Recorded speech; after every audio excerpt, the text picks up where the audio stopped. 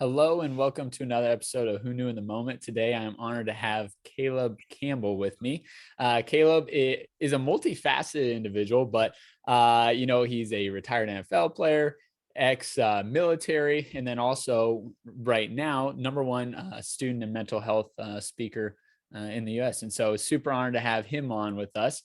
And a phrase that he has, which really stuck out to me about him, is, "I serve because I'm looking for significance.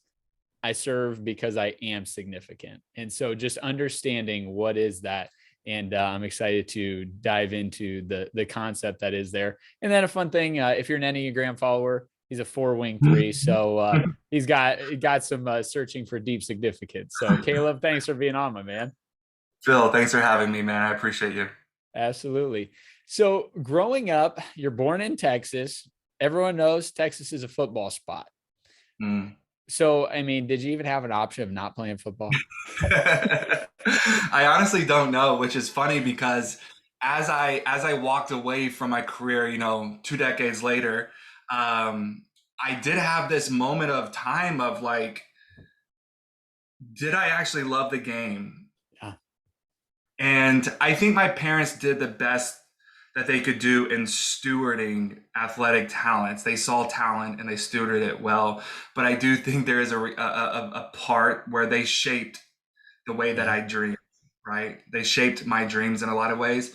Um, but to answer your question, I don't know if there was a choice. I think I was, at an early age, somebody put a football in my crib, which I'm forever grateful for that game, man. Yes. I'm forever grateful for my experience playing football and really what it taught me at West Point. We walk out on the stadium. As you walk out into the stadium, there's two quotes that come to mind that says, I need an officer for a secret and dangerous mission. I want a West Point football player. And there's another quote by, I think it's General Douglas MacArthur, that says, on the fields of friendly strife are sown the seeds that upon other days, on other fields, will bear the fruits of victory. Mm. So it's just this idea that on the fields of friendly strife, on that football field, those intrinsic qualities of resilience and grit and teamwork and trust were cultivated inside of me, right? There are intrinsic qualities that upheld my life in a lot of ways.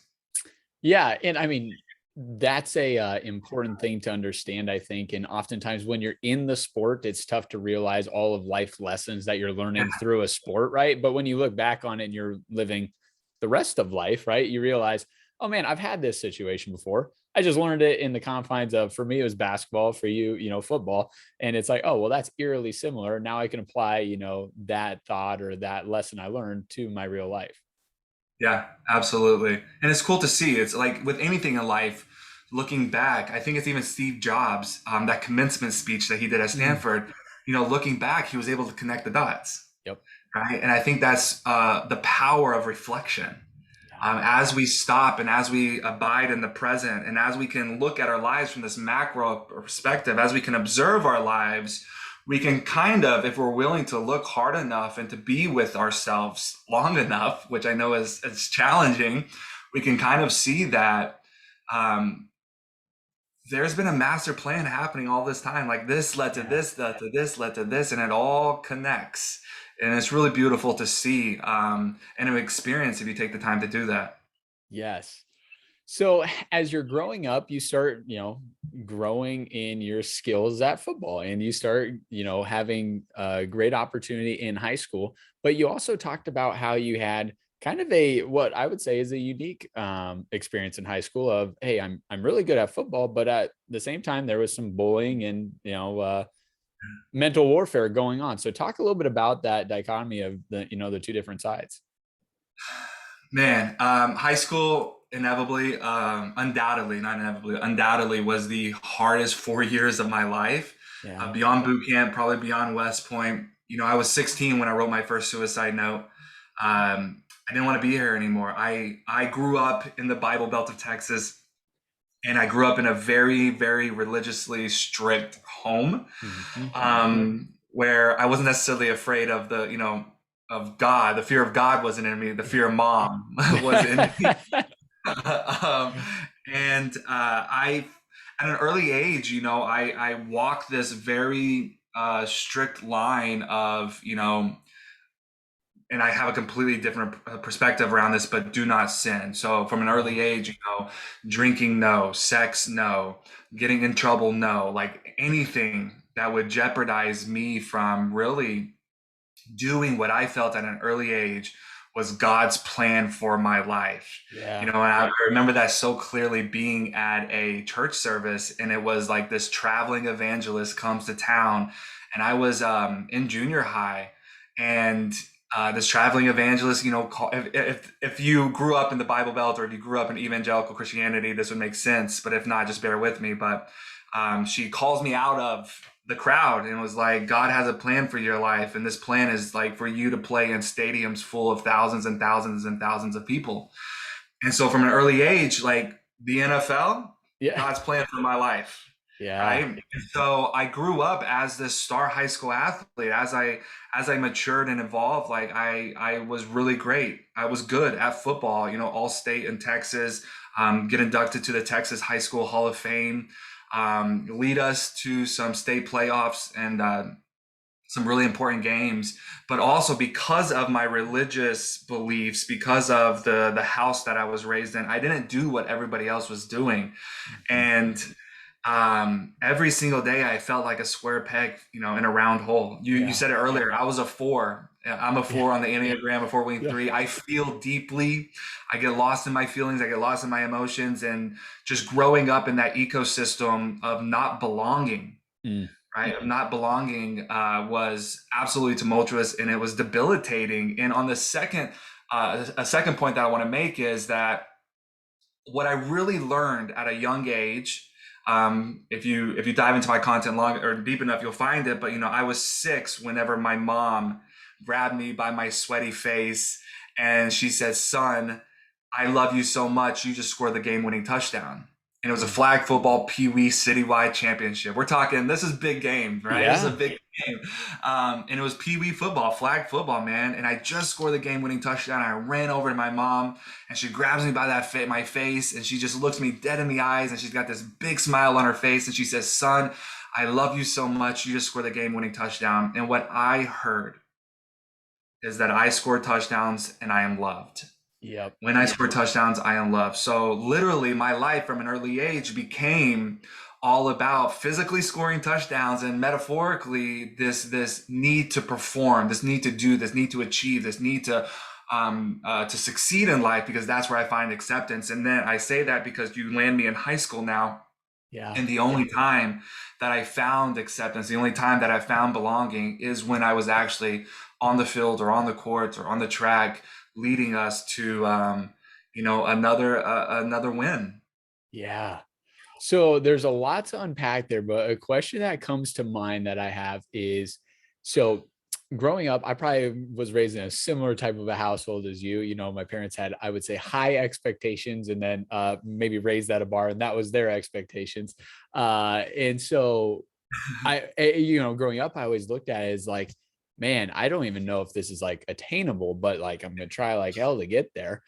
Now, later on in life, I look back and I say, I almost view them as a gift, like because it pushed me to do Yeah. more than what I probably would have thought possible.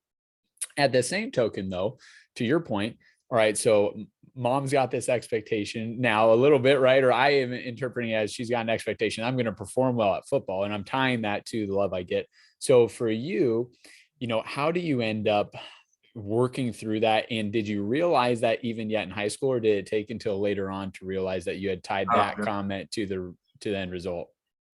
oh, that wouldn't be until a decade later when I started to unpack Yeah. the story. But you're right. A lot of this is the conversations that, like, the great thinkers like Carol Dweck in her book Fixed Mindset, right? Yeah. Or the mindset of success. She Mhm. talks about fixed mindset for growth mindset. And I can look back and I can say, like, wow, as you can attest to and as you alluded to, like, I'm so thankful that my parents did instill this sense of drive and urgency and motivation to do something with my life. Yeah. But we have to have the consciousness and the awareness of realizing what is the underlying narrative being told here. What is the story that's Yes. being internalized here? And the story that I internalized at a young age um, was the story that says I'm loved only when I perform, Yep. right? Or that my level of success in life is directly correlated to my level of worth in life. Mm. And so then literally life becomes about one metaphorical touchdown after another that led me, right? This drive and the fear behind this, Mm. Phil, if I'm making sense here, Yeah. the fear behind this is I don't I don't want or I can't allow you to see who I really am behind my performance, because what I internalized is that behind my performance is when I'm just me in this place without success, without achievement, I'm not enough. Mm. That's what I learned at a really young age, is that I'm not enough. I'm only enough whenever I'm actually performing well. And so Wow. the fear of being seen as someone that's not enough and hiding behind your performance is a great fucking motivator. Sorry, can I curse? You're good. Yeah. Um, it's a great fucking motivator, because talk about taking you to the heights of success. Like that fear of being exposed Yeah. is a great motivator until it's not. And that fear of being exposed, it brought me to West Point, where I go on and become, the second person in the history of the United States Military Academy to get drafted, Yep. and to go on and play in the NFL. But it was in the NFL where I felt the walls of my life closing in on me, where I realized that I had met my match Yeah. physically, where everyone was big, fast, and strong. And now suddenly I ran such a high risk at being exposed as a man that's not enough, being seen Mm. for who I deep down am so afraid that if the world sees who I really am, there's no way that they would accept me, right? And so I Yeah. think, yeah, I'm talking I'm just kind of going off here, but Good. the stories that we tell ourselves and the stories that we internalize, while they served us well, there is going to become a time in our lives where we outgrow those stories, and Yes. the tension of life, the fragmentation of life that happens, the midlife crisis is when we self-destruct in Mm. our lives, is because we hold on to the stories that are no longer serving us. Yeah. So I can't wait to dive into that in a minute. We're going to get into this. The last question I want to ask you about in kind of the parenting standpoint today is, as you are going to be entering into parenting life, what are things that you think about of, raising a child, and all right, how do I make sure that love is unconditional, right? Not conditional of performance and things like that. Yeah, I think what a simple tool is like to always praise the effort, not the outcome. Yep. Always praise the effort, not the outcome. And I don't know, man. I'm just so excited about bringing a child into this world, and it's crazy because I was just having this conversation with my wife where I can tangibly, even my child is not even here yet, 4 more months, and I can already feel in my bones how I naturally want to overparent, Yeah. control, Right. hold on tight, coerce, and shape and form, and I'm like, holy shit, I'm my mom. Yeah. Like in my bones, my natural response is that I'm going to parent the way that I was parented. Yep. Even though logically I can ascend to this place where recognizing that the overparenting that took place in my life was, in a lot of ways, the root Mm. of the lack of self-confidence, the lack of resilience, the lack of grit, the lack of determination. It was actually the root of the onslaught of mental health challenges that I came crashing into in my young adult life. Right. Mhm. And so now having a kid is done, or bringing a child into this world is doing one of two things for me. One, radical empathy and compassion for my mom and my dad. Yeah. I see why they did the way that they did it. Yep. They didn't know any better. I can now really understand what was going on in their mind. And I'm sure it's only going to be heavier and heavier as my child is born into this world. And something that I've really been holding on to, and something that really marked me, is I had a conversation with a woman by the name of Julie Lythcott-Hames. Okay. She's a New York Times bestselling author, and she wrote 2 books. And the first book is How to Raise an Adult. Mm. So how to break free from the traps of overparenting. and Yeah. raise a child for success. And in that book and in this conversation, she says something to me where I vibe with it so much, but it's challenging. And she says, Caleb, what you have to realize is that the moment that your child learns how to walk, they're learning how to walk away. Mm, And your job is to steward them walking away and into the life that yeah. they want to create for themselves. Not the life that you think they should have, not the life that you want to see them have, not the life that you didn't live and you're trying to project onto them. The human experience that this soul was born into this world to experience. Your job is to create a container of love so that they can surrender to the mystery of becoming the Mm. person that they were becoming or designed to become in their life story. And that just that moment of like recognizing that the moment that they are walking away or the moment they learn to walk is that they're learning to walk away has just had such a profound impact on my life and really has helped me shape my perspective on how I want to raise this child. I love it, man. You're going to be a great dad. I already know it. You're going to be a great dad. Thank you. So, as you are walking away from high school, you get a visit down in Texas from the Army. And so, talk about that visit and them coming to visit you and what that meant, and then ultimately how that Yeah. ended up being your decision. Yeah, so I grew up in the Texas Panhandle, right? So Okay. 7 miles south of that little panhandle of Oklahoma. Yeah. So way up in North Texas. And the thing about it's changed now, thankful to some people that have really made took initiative to change this. But usually in Texas, you fly into Dallas and you fly into Austin, and you can search South Texas and you can find all the talent you need when it comes to football. Right. So North Texas is always overlooked, right? And so I didn't have many scholarships. I had, a few D1 AA, D2 schools, and then I had really only two Division I offers, and one was from Tulsa University, which actually basically got rescinded because they had a coaching change, and the coach that offered me got fired. Yep. New coach had no interest in me, and then West Point came knocking on my door, and I flew out to West Point. And as you kind of alluded to, from an early age, there's been this deep ache for meaning in my life and to do something significant in my life and to just have an experience of deep fulfillment. Yeah. That has always been an ache inside of me from as early as I can remember. And when I went up to West Point and I visited West Point, I realized that this was an incredible opportunity. In my head, I thought that this is what would satisfy that ache. This is how I do something meaningful with my life. When you get to West Point and you experience the history and the heritage and the community and the Absolutely. long gray line, as we call it, right? There's no doubt about it. Like you are joining into a story that is so much bigger than you. Yeah. And so I was really, really excited about that opportunity. Yeah. So as you're getting there, I mean, West Point, once again, I didn't attend, but I'm sure it's a little bit different, right? There's some rule, there's some rules, some rigor there. And that is seemingly similar to, a childhood, right? I mean, I'm sure your parents weren't quite like military, Pretty damn close. officers, but close, right?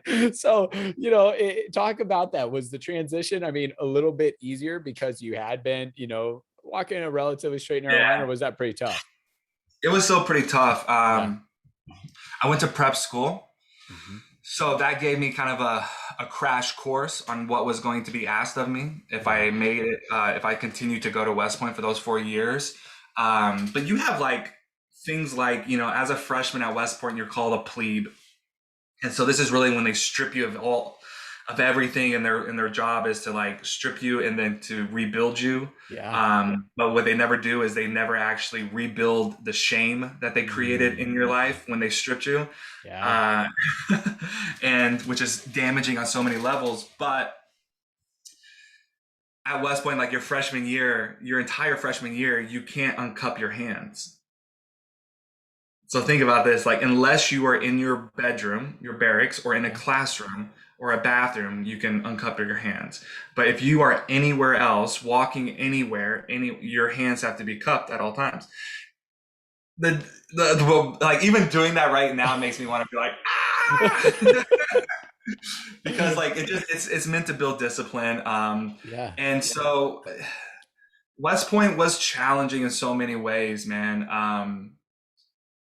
It's really where I didn't know it at the time, but it was really where I was confronted that there was a dark storm brewing in Mm. me. Yeah. Um, that I was so afraid of being seen as weak. I was so afraid of being seen as somebody that didn't have what it takes. And I internalized that fear into rage. Yeah. And rage, it was the epitome of toxic masculinity. Yeah. Rage was my superpower.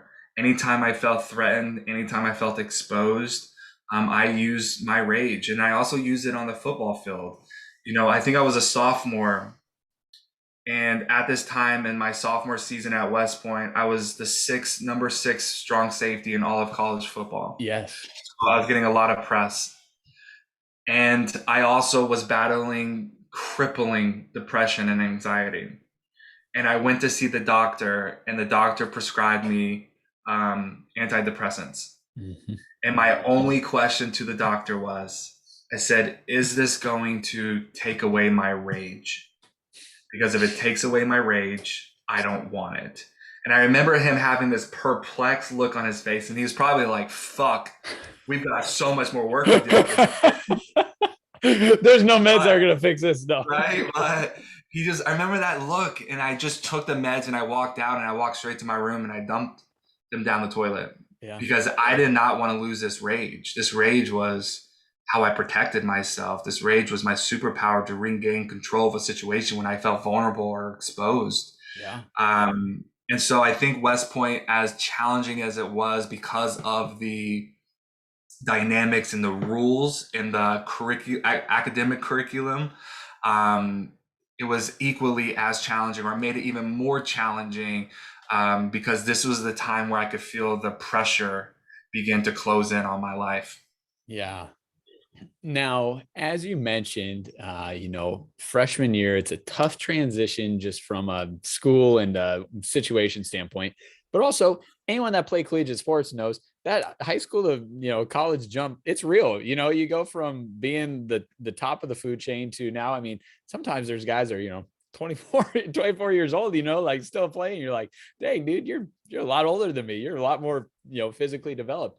So in the first few games, you're not getting the starting nod, but about 6 games into freshman year, you get the nod. So talk a little bit about that, because once again, that you've mentioned, hey, I got a lot of significance from football and success that I had there, or at least from the outside, I was gaining the significance. So talk about those first 6 games and then getting that nod. Yeah, so I remember at prep school, I remember somebody saying to me during prep school football season, like somebody said, "You got recruited?"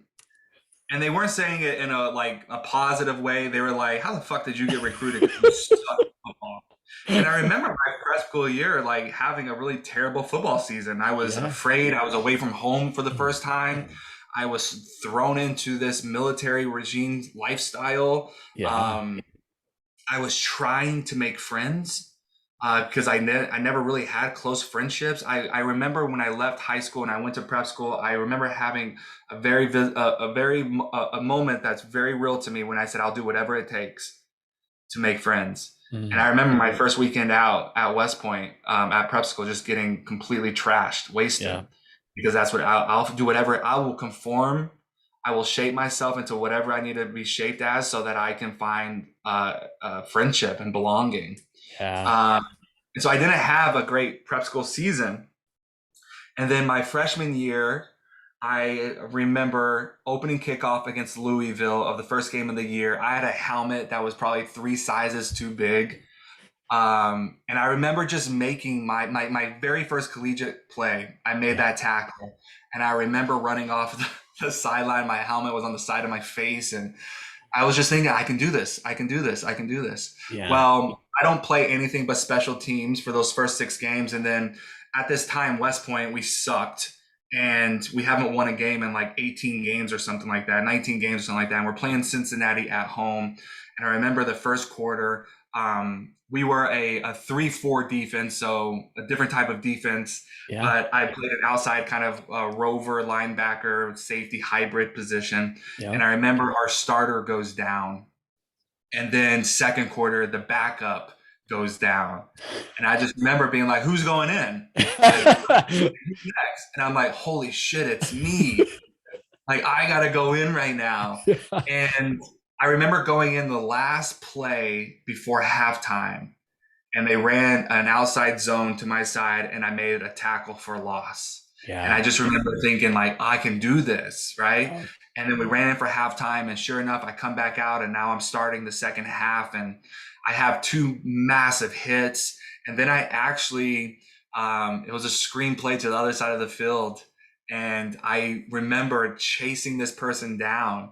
And it was the first time when we go back and watch it on film that I was like, holy shit, like I'm fast. Like I Yeah. can play this game because I chased this guy down from behind from the other side of the field, and I actually stripped the ball. I'm like reliving this right now. I Yeah. stripped the ball, and I knocked the ball out, and we recovered, which led us to actually winning the game. Yeah. And I just remember being on cloud nine, like suddenly, like, this is the acceptance I've been looking for. I Mm. belong. I found my place. Everybody knows my name. Like, I made it. I arrived. Here I am. And then the second game of my, or the next game after that, we played University of South Florida, and they had two running backs that went on to the league that year, and I started, and I'm not joking, Phil. I had 18 missed tackles Mm. that game. I set a record for missed tackles. I got destroyed, Oh, utterly destroyed. It was like my really big welcome into college football. And yeah. honestly, man, I don't know what happened, but going from my freshman year of like recognizing that there's some talent there, and Yeah. I would probably give some credit to my coaches that learned how to like see my talent and to like change the defense and then put me as a safety. But my sophomore year, there was something that just clicked with me. Yep. Um, and I don't know, my entire play changed. And I went from being a nobody to now on every single draft board on every single NFL team across collegiate football. Yeah, you do. Yeah, I think you said six. My research told me top or the fifth rank, but hey, it's one spot. We'll take mine though since it's higher. Now, I would love to say, yeah, freshman year goes really well, sophomore year goes really well. So surely junior year we're going to be the number one safety in all the land. Yeah, Unfortunately, we have an event happen. yeah, blew out my knee playing Tulane. Uh, Coming on an A gap blitz, and then I remember thinking, like, I know this guard is going to overcommit, so if I can just plant and spin, I know I'll have an edge on him. But I planted, and when I planted, he decided to take his fat ass foot and step it on my foot, and I spun, and my foot stayed planted in the ground, and so I lost my entire knee, which led me to a complete knee reconstruction. Out for the remainder of the year. I did a lot of rehab and just really hope to God that I'd be ready to go for my senior year. So talk about that from a standpoint of one, that's a tough enough thing to go through as a 20, 21 year old guy, let alone at the same token when you're putting as much self-worth into football as what you might be at that level and at that age. So talk just about the mental game and the perseverance that you showed to get through it and to end up making a comeback senior year. Yeah, I think at this time in my life, like my willpower was pretty resilient.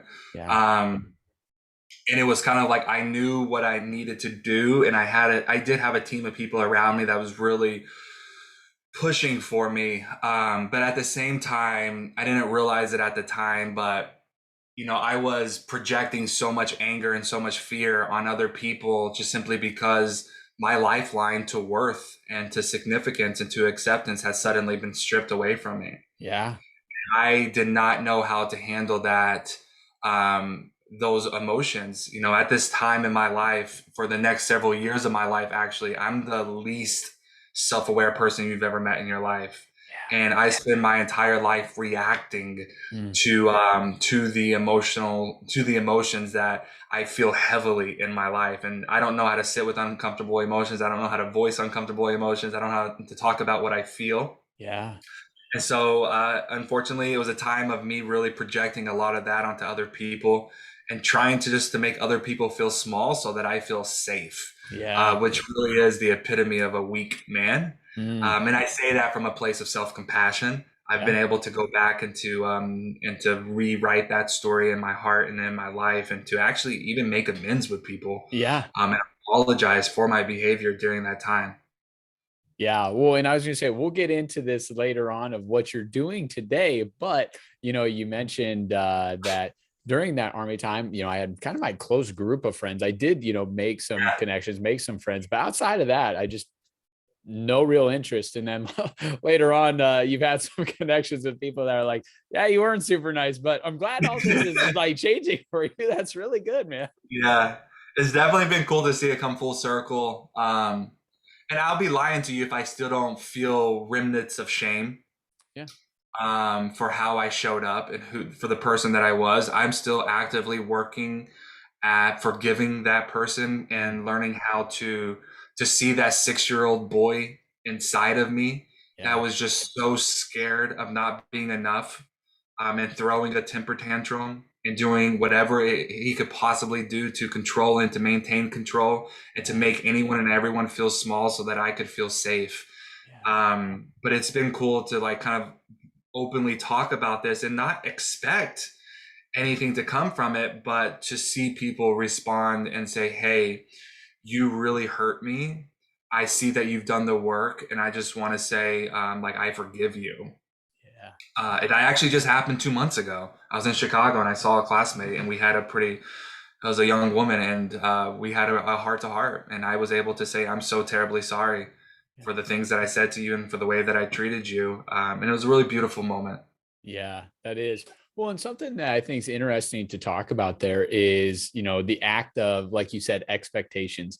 I think when you do something with an expectation that you've preconceived should happen thereafter, it can lead to a lot of unfulfillment, resentment, negativity on the action itself. When you do something and it's like, I'm unattached from, the outcome of this, right? I'm apologizing to you because I'm truly sorry. I hope you'll take that and you'll forgive me for it. But if you don't, like that's not for me to control. So talk about being able to, not have that expectation and what kind of freedom that can lead to. Yeah, I think when it's a heartfelt apology, um, it is. I have no control on how you're going to respond to this. Yep. Um, I don't get to dictate how you respond to this. I don't get to tell you how you should feel. Yeah. Right? That's out of like that's your human experience, and what you feel is valid. And Yes. your choice on how you want to respond to this is your choice, and I honor that. I just want to let you know that I can see now, looking back, I can see that what I did and what I said was wildly damaging. Yeah. And I am so terribly sorry that I was a person that did not know how to handle and to regulate my Mhm. own emotions. And as a result, I projected and I hurt you. And I just want to let you know that I'm deeply sorry. And I also want to let you know that I'm relentlessly committed to doing the work of meeting the unmet needs of that Mm. little 6 year old boy that is still inside of me, so that he never throws another temper tantrum and hurts another person like he hurt you. Wow. That's good. And man, you're such a genuine dude. I love you, man. You're the man. Thank you. You bet. So as we progress to senior year, once again, able to make the full comeback, have a good year. And it starts being talked about, well, NFL draft, Caleb, like, Yeah. you've done really well. But one of the questions the teams is asking is, but you're in the military, like you're not like all the other schools, or the other schools are non-military. You've got certain restrictions to having gone to the military route. So talk a little bit about the draft process and leading up to it. So it was a lot of voices in the room saying a lot of different things. And I was just like this 19, 20-year-old, 21-year-old boy, that was just like, tell me what I can do and what I can't do. And from an early on, I was told that there was a new policy called the service obligation, alternative service obligation policy that would essentially allow cadet athletes to pursue a professional sport and serve simultaneously if they were given a professional contract. And because at this time there is a policy that allows you to go and compete in the Olympics and serve in the military, Yeah. right? And so this policy got signed and got created, and I got the go ahead to enter into the draft and to let every team know that, hey, I am available. I went out to the NFL Combine, which actually blew my hamstring in the middle of a 40-yard dash in front of the entire NFL world, but that was just another little setback. And I get the go ahead that I can get drafted. And so ESPN and Rachel Nichols, they're covering me. And I remember, they asked me to come to the NFL draft. They wanted to pick me up in a limo at West Point and take me to the draft. I asked if one of my best friends and one of my closest teammates, who happened to be the best man at my wedding, Jordan Murray, if he wanted to come along with me. So we go out to New York City, and sure enough, I'm sitting around all day on the second day of the draft, like doing interviews with NFL Network and ESPN and MSNBC Sports and all these different people covering the draft. And then sure enough, in the 7th round, Roger Goodell actually comes back up to the podium. Yes. And announces that I was selected. And it was a beautiful moment, man. I just remember my agent calling me and being like, Caleb, get ready, it's happening. Yeah. And and you know what's cool, Phil, is like I haven't talked about this in so long, actually, and talking about it in a way that I can actually tear up right now and honor what I did. Yeah. And that as an accomplishment, because I think when you're such a performance driven person, and no matter how much you do, it's never enough. Right. And so I've never given myself the permission to look back at that and say, like, damn, man, you did that. Yeah. Only thing I see is me in the NFL self-destructing and not being enough. And that's what everybody else sees. Right. But I've never, it's just, I'm verbalizing this now in the moment as I realize it feels good to actually talk about this and to be able to recognize that and to see that for what it was, and that it was a big deal, Yeah. It was a special moment. If you see behind me that football on that second shelf, it says, Caleb, welcome to the NFL, Roger Goodell. That's so cool. And so, I ended up getting selected for the NFL draft.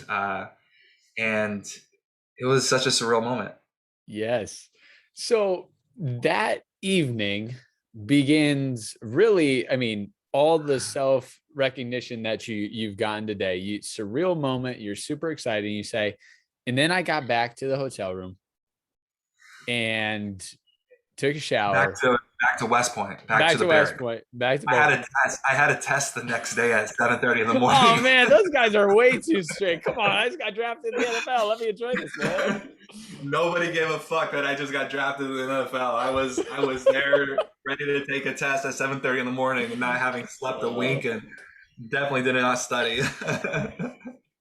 Gosh, but that night, the reality of, oh crap, I just got drafted into the NFL sets in. Like, that means I'm going to be competing at the next level. Yeah. Now, that's pretty short-lived though, because all of a sudden new news comes to you. Yeah. Well, I think it's important to note too that moment, that night, I remember, talk about a defining moment, and I'm sure we can get into this. I remember going back that night, laying in my barracks, in my bed, and then having this very conscious thought. The entire world, sports world, just saw me get selected. Everybody's rooting for me. Everybody's watching me. They're covering my story. Camera crews are at West Point. I've got all of the attention in the world. The very thing that I've been looking for my entire life. And I had this moment where I asked myself, fuck, what if I'm not good enough? And the immediate moment after me having that conscious thought, I could feel my heart begin to thud in my chest, and I could hear it in my ears, and I began to sweat, and then I began to have this experience of shortness of breath, and I started grasping for air. And I remember thinking like, holy shit, I'm having a heart attack. Yeah. And I rolled out of my bed and I crawled. This is about 2:33 in the morning. And I crawled into the community bathroom across the hall. And I rolled into the showers, and I got enough energy to turn on about 6 shower heads. And I just uncontrollably sobbed. I sobbed, and I was having a panic attack, because I couldn't really fathom, like, what if I'm not good enough? What if I don't make it? The whole world is going to watch me fail.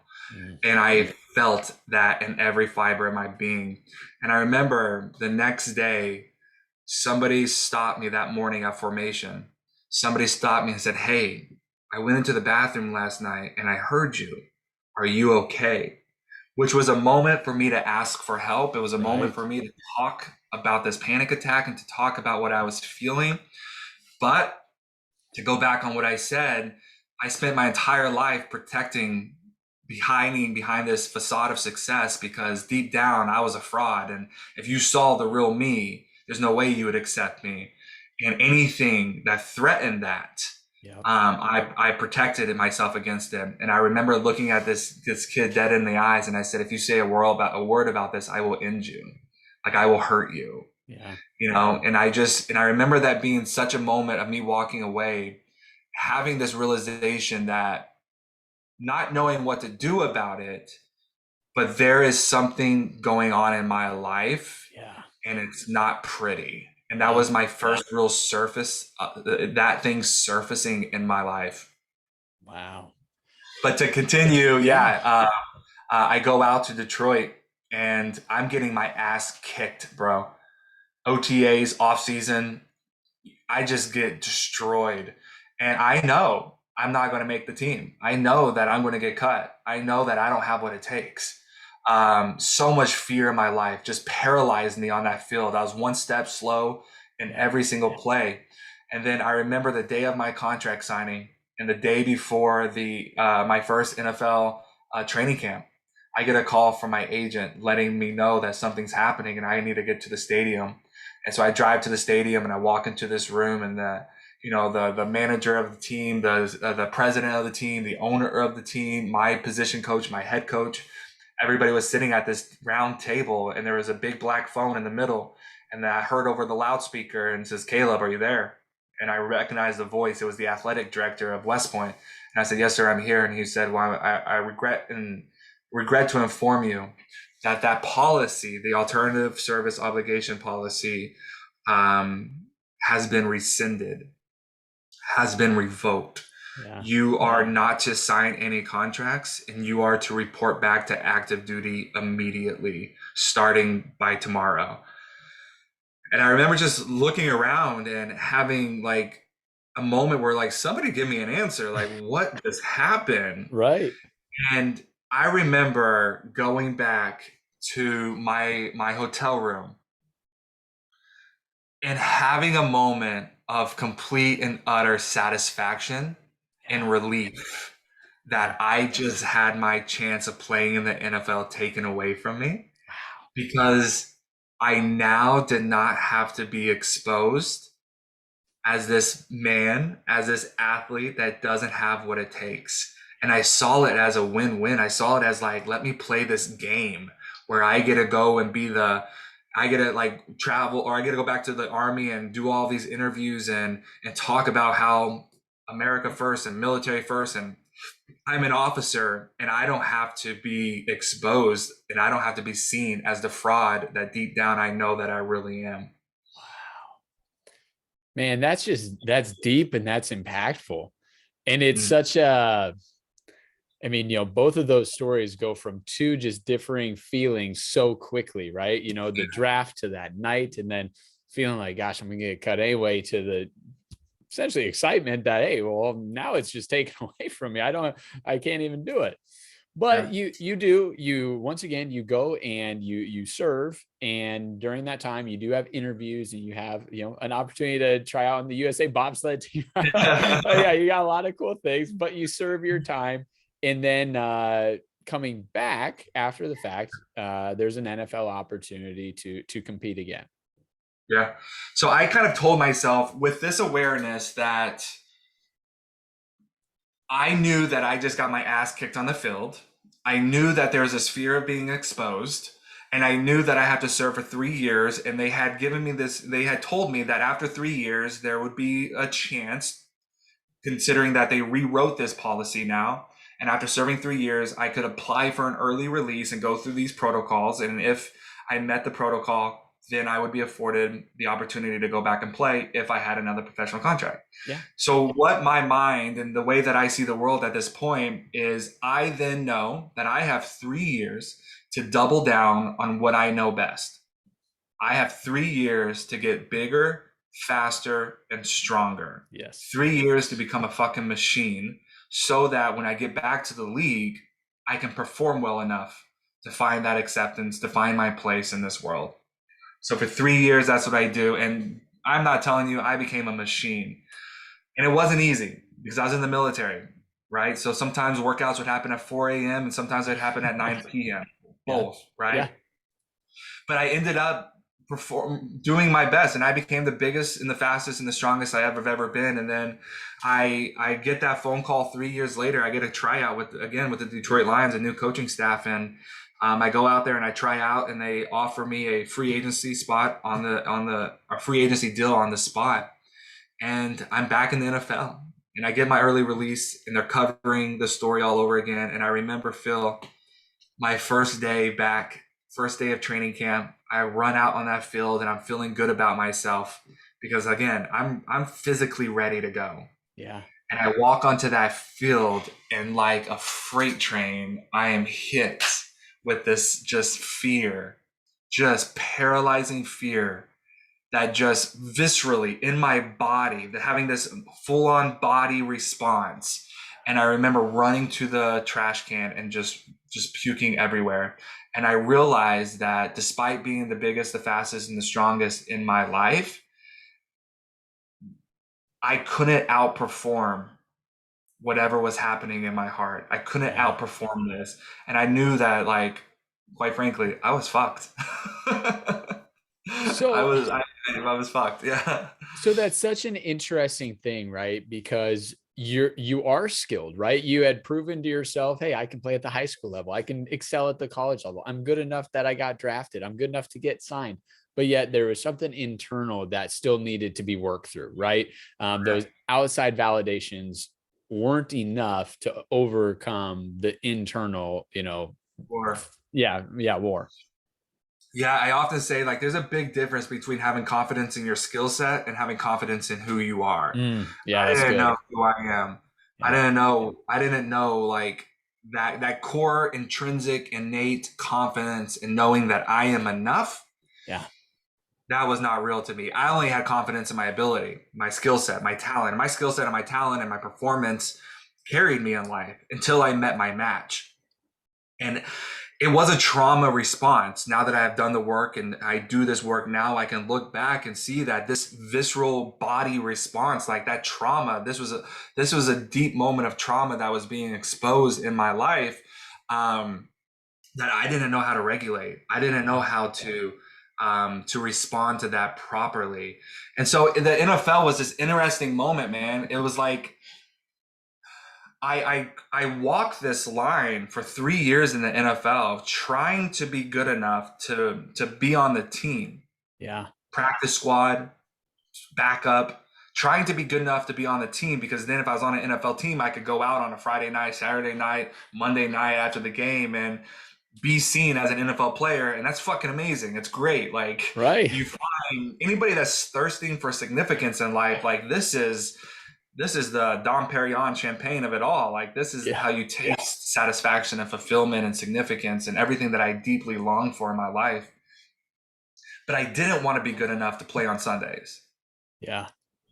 Think about it. Like, I wanted to be good enough to be on the team, but I literally did not want to be good enough to play on Sundays, because if I played on Sundays, I ran the risk of not being good enough and losing it all. So I towed this line as best as I could. And that moment, and I didn't know why I was doing that. I could see it. I could see it when my teammates would go and study their playbooks and I would go to the fucking bar. Yep.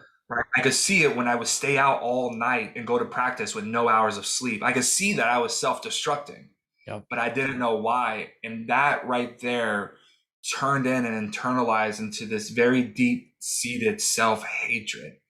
I hated myself for the way that I was showing up.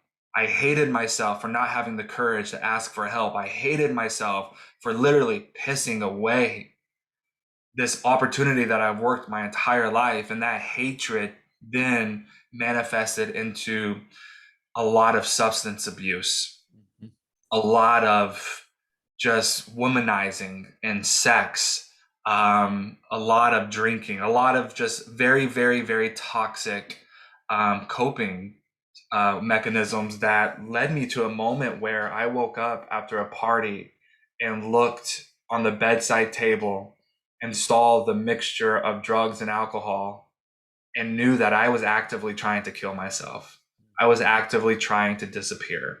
Yep. And I kind of had this moment that, Caleb, if you don't get help, it's a matter of time before you're just another statistic on the evening news and your parents are getting a phone call notifying them that their son is no longer with them. Like, cut the bullshit. And that's when I realized, and quite right after that, I got cut for the third time from the Kansas City Chiefs.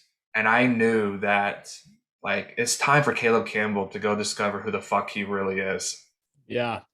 So, why no better way to solve who you are than after reading a Twitter string, deciding to go to Canada? Well, and so I'm like sitting in the basement of my aunt's house. I had just walked away from the NFL. Like, I had just lost not just football, but my lifeline to validation and acceptance Yeah. and my place in this world. Like, everything that I thought was God's plan for my life. So I'm having this existential crisis because Right. the entire structure of life had just collapsed down on me. And I am doing, it's taken every ounce of energy in me just to catch my next breath. Yeah. And I'm sitting in the basement and I'm going back and forth between like knowing that there's West Point graduates out there that either hate me or love me. But there are some that love me and are offering me amazing career opportunities. But I had enough awareness, and I literally, this is the grace of God. I had enough awareness to realize in that moment that if I walk away from football and just dive into corporate America, there's no question about it. I'm going to repeat football. Yep. I'm going to climb up a ladder of success. I'm going to get to some position where I'm going to have the same fear of being exposed as in somebody that doesn't have what it takes. And I'm going to self-destruct once again. Yes. Or I'm going to continuously play small so that I never have to reach that level. But then I'm also going to waste my life just because I'm playing small. I had enough awareness to know Yeah. that football wasn't the fucking issue, that something needed to change. I'm scrolling Twitter, as you said, opened up my third bottle of wine, no joke. And I'm reading through this Twitter feed and I see these tweets about essentially this idea of like we're all looking for this idea of resurrection life. We're all looking to find this life that we deep down know is possible, but we keep resuscitating an old way of living. Mm. We want resurrection life, but there is no resurrection life without first a death to this old way of life. And that sobered me up so fast. And it was the first time in my life where I felt like somebody put words to what I was trying to feel, what I was feeling and trying to articulate. And really what I was asking myself is, how the fuck do I die? How Yeah. do I die to this person, this ego, this construct of a man that I created, that I thought would give me the life that I was looking for? Like, how do I wash that person away and actually rebirth who I truly am? And I saw that tweet, and there was such a deep knowing in me, man, that like I gotta be there. I gotta go there.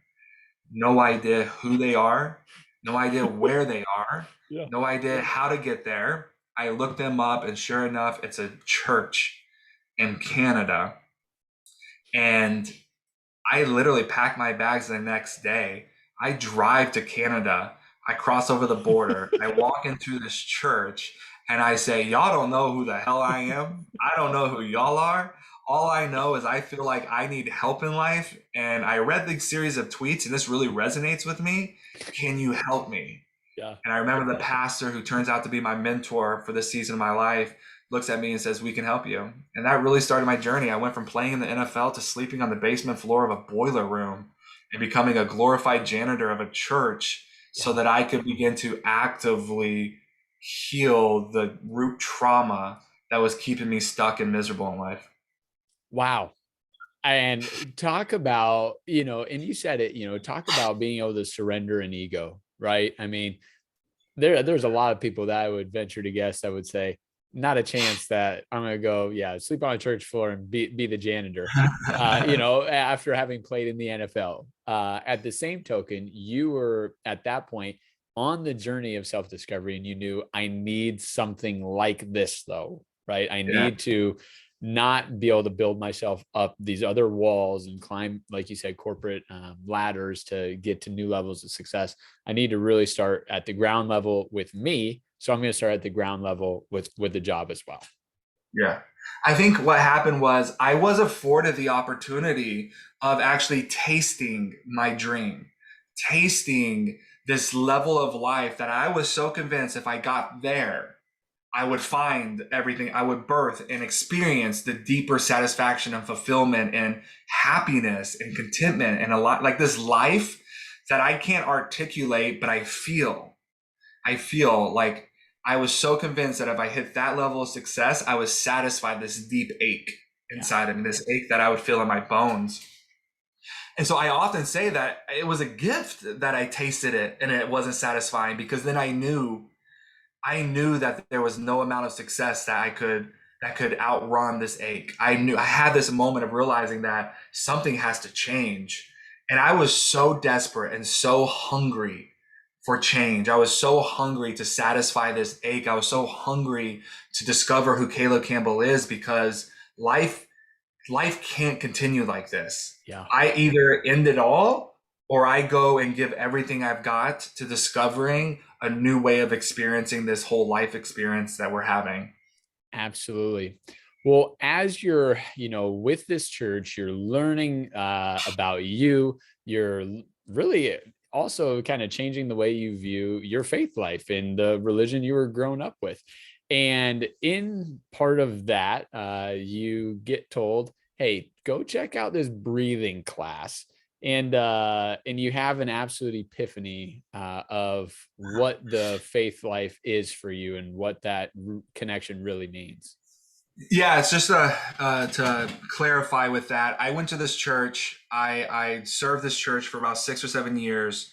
But what the healing did for me in that church is it reconnected me to the God inside of me. It reconnected me to the divine. It reconnected me Yeah. to the innate wisdom inside all of us. Like I learned what truth tastes like, feels like, and hears like what it sounds like for me. Yeah. Right? There is this intuition. There is this guiding force beyond our ability, beyond our willfulness. Right? That's actually guiding us forward. And I started to really align with that. And there came a crisis, a moment where I realized that this guiding voice at this church actually created a safe container for me to reconnect with, Mm. was leading me away from the church. Yeah. The church wasn't having that. The church wasn't having that. So I had this moment where I'm like, listen, you all woke me up to hearing God for myself. Now, suddenly, because the way that I hear God and what God is asking me to do, or where I feel like God is leading me and you don't agree with it, suddenly it's wrong. Yeah. And so we had this moment where I was like, I'm sorry, but not honoring this truth would be one of the greatest acts of self-betrayal. And I know that I spent an entire 2 decades of my life, almost 3 decades of my life betraying myself. Yep. And I have such a deep commitment to never live in that deep-seated self-betrayal because that's what destroys life. Yes. And so I have to honor this truth. I have to honor this voice. And so I left the church. And then, long story short, at this time, I was getting ready, or I started to just tell my story a little bit on Instagram. Yeah. Just trying to process the toxic masculinity and the deep inner healing work that I was doing at that time, and how to go back to that 6-year-old boy inside of me and to meet the unmet needs and to help him regulate his own emotional experience, right? Like I Yeah. was just starting to communicate all of these things, and sure enough, I get a direct message from a woman in California, Los Angeles, and she has this massive company, and she says, "Can I fly you out? I want you to meet with my team, and I would love to partner with you on a project." I fly out to Los Angeles, become great friends with her, don't end up working with her, but I'm walking the Venice Beach an hour, 2 hours, 3 hours before my flight home back to now I'm in Buffalo, New York. And I had just left the church, and I'm kind of sitting in this place of like, what's next with my life? God, like, where are we going? What's happening in my life?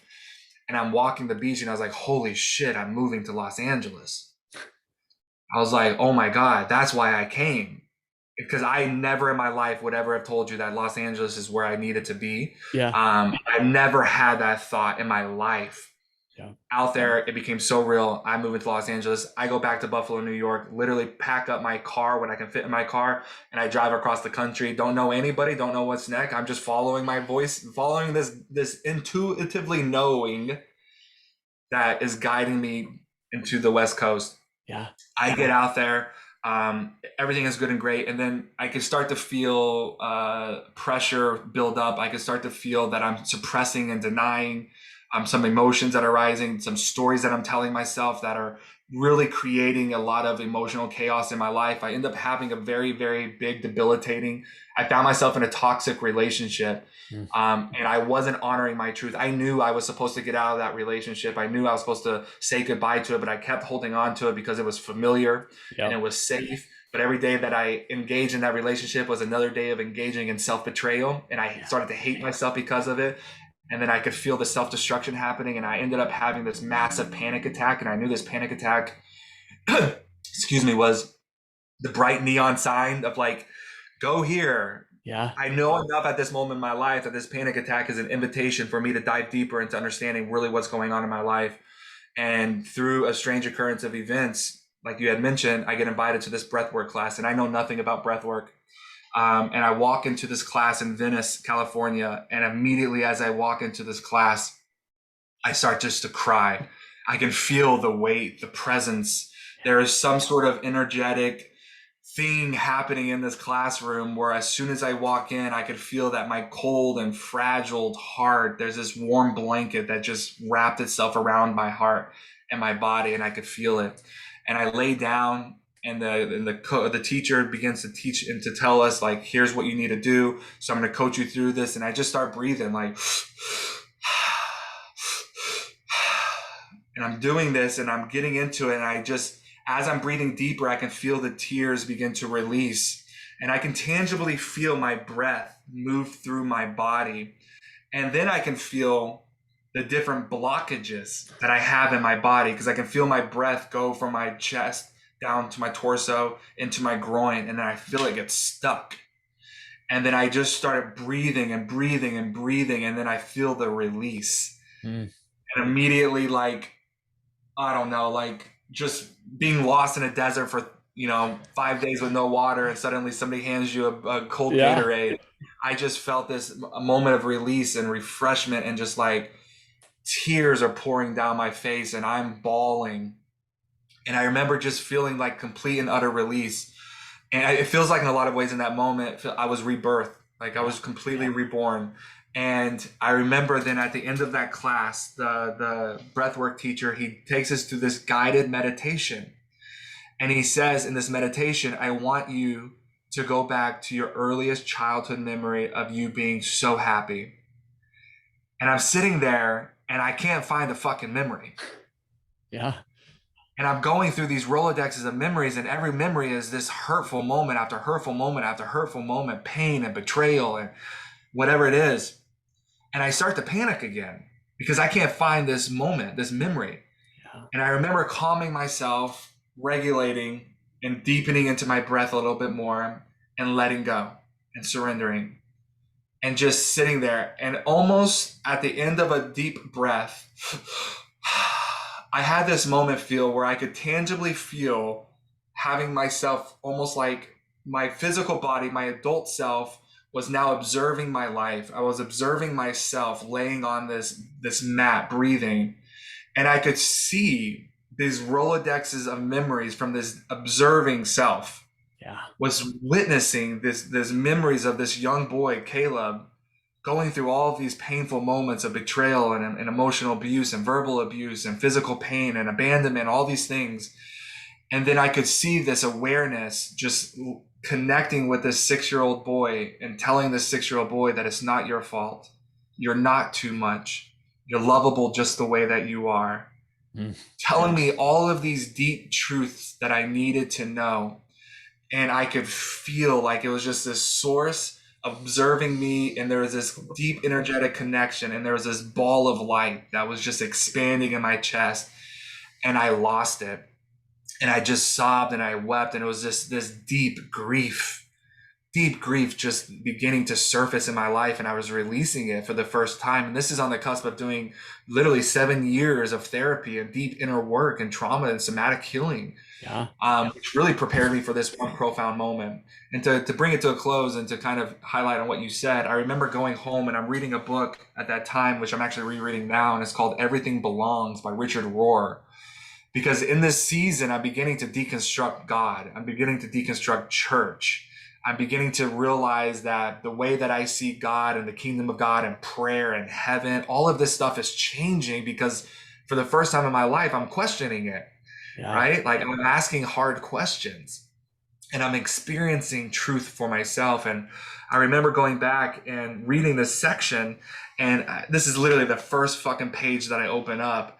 And it talks about how the original Hebrew name for God is Yahweh. Yeah. And how before Yahweh, the way that we know it, Yahweh was actually YWHW. There was no vowels in the name of Yahweh. And because there was no vowels in the name of Yahweh, you can't actually physically pronounce the name of Yahweh, right? And so that's why they would never say the name God.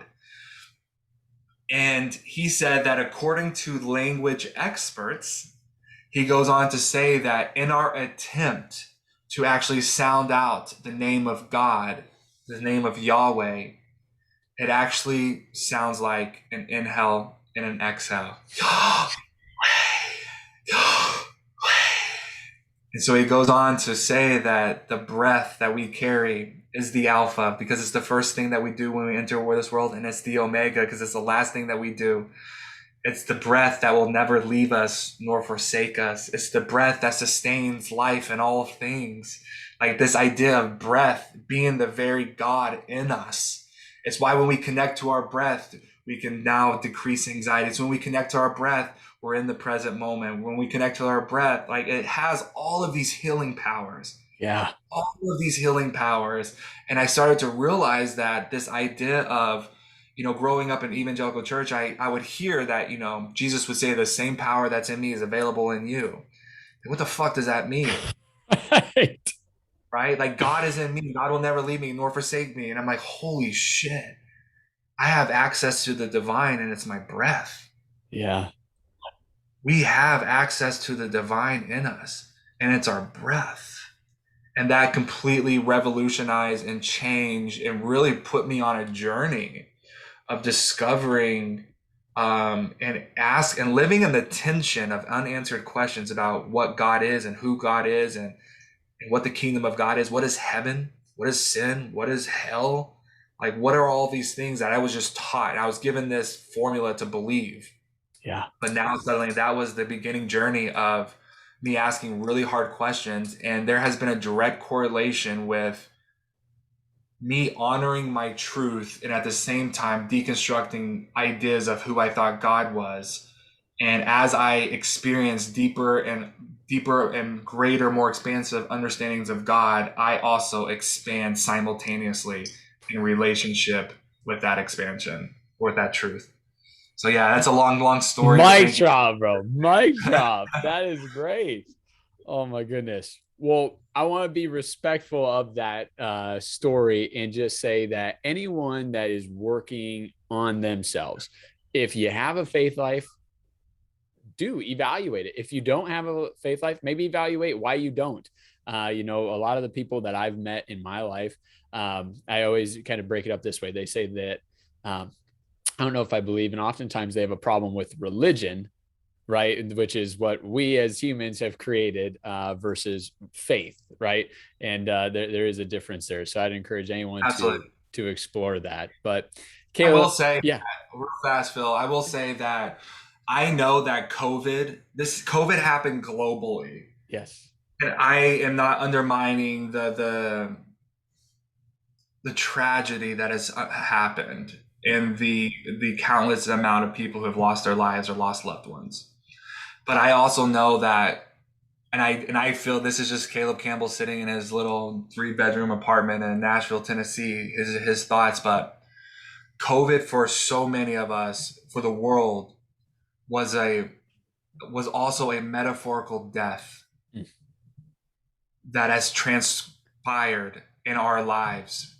And death always precedes new life.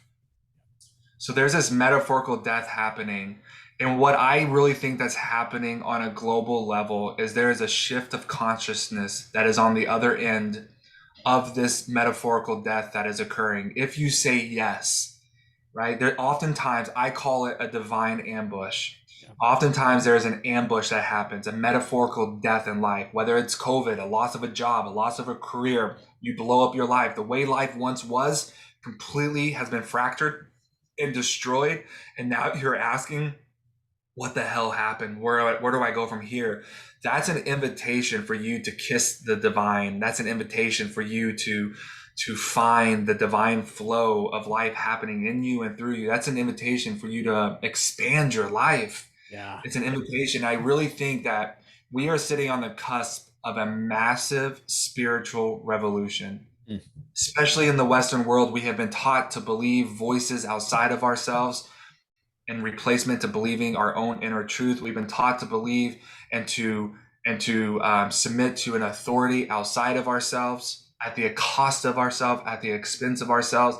And this massive spiritual revolution that I believe is coming, and whether I see it in my lifetime or my daughter sees it in hers, it's coming. And it's a revolution of coming back home to yourself and recognizing the divine inside of each and every one of us and accessing this, what great mystics would call this deep, deep knowing, a knowing that is guiding our lives forward. And when we are in participation with this knowing, the way that I describe it is we will move from trying to push the river of our life forward, trying to make our life happen, trying to cling and control and grasp and constantly trying to push our river of life forward. And we're going to move into this participation where we recognize, well, shit, the river's already flowing. mm, I just have to learn how to rest in it. yeah, And that's the spiritual revolution that's going to happen, is this divine rest that is going to come. And now think about the implication of what it looks like moving your life forward from a place of rest, not from this deep need for significance, not for this hustle more, be more, achieve more, not for this clinginess, not for this nonstop going. If you want to talk scripture, like, you know, the one thing we never see in the Bible, we never see Jesus run. right, Why the fuck are we running? Because we're running away from something, yeah, right? So there's this deep-seated rest that's going to be available. It's available for us to now. And I promise you, if you say yes, which usually looks like saying yes to the divine ambush, this massive disruption, and being willing to go inward and really recognize what's surfacing as a result of all of these things externally happening. And when you go inward and you travel down that journey, you're going to access that deep knowing, and that deep knowing is going to guide you on a journey, and it will revolutionize your life. You'll never be the same. I love it. I love it. Rewind that, listen to that for a couple minutes, and replay that. Caleb, we're going to get a second episode because I want to talk about all the great work you're doing with the youth. But I want to thank you for, one, sharing your amazing story, all the pivotal moments, but two, also just the work you've done on yourself, man. One, just the fruits that's going to bring for your future generations into yourself, but also all the people I get to hear this story, because we all can rewind back to 3, 4, 5, 6 and having that moment, but very few people actually work through that. So thank you for being authentic and sharing your pivotal moments with us today. Thanks, Phil. I received that, man. Bless you so much. And thanks for having me today.